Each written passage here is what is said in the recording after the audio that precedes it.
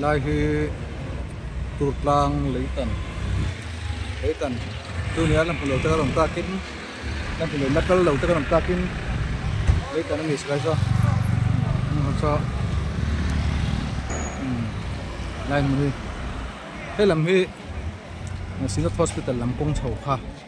ani ve thung ta he lam kong phei hi sipir lam rot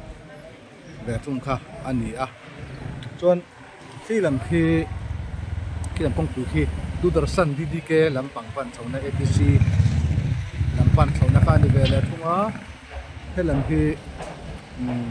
zuang tui lam pang rot e mani in omna ke mai chen na lam pang kong ve thung ni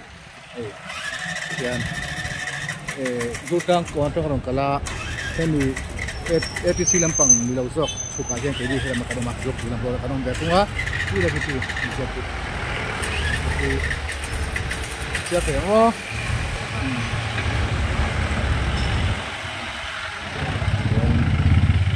Gutang leitan lam pulau le lam lautan le kalau kau nom thei khawa kalau lam pulau kau om thei ni a jadi tangson karon blok kan niก็สวัสดีสันlah anu am ai ki to he u reng maya anu am khop mai double ver butang hi chu anu am ya zo luama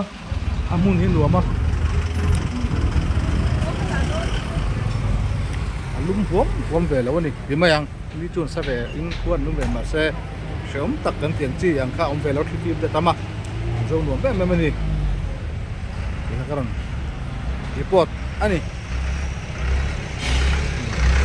ดูเราไม่เลี้ยงเลยดูเราไม่เห็นแล้ว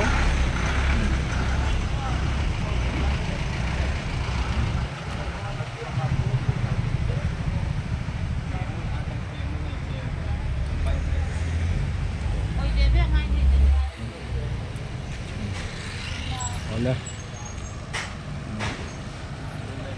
lah, high tech system ya, cuma lah hari ini, taksi, ten,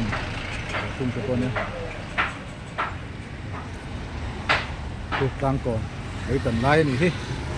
kanton, lihat karon, hilang ke, ani, kalau tante, kalau veron dua, itu apa nih, ikah. In report ni oleh David Ralte Real Life channel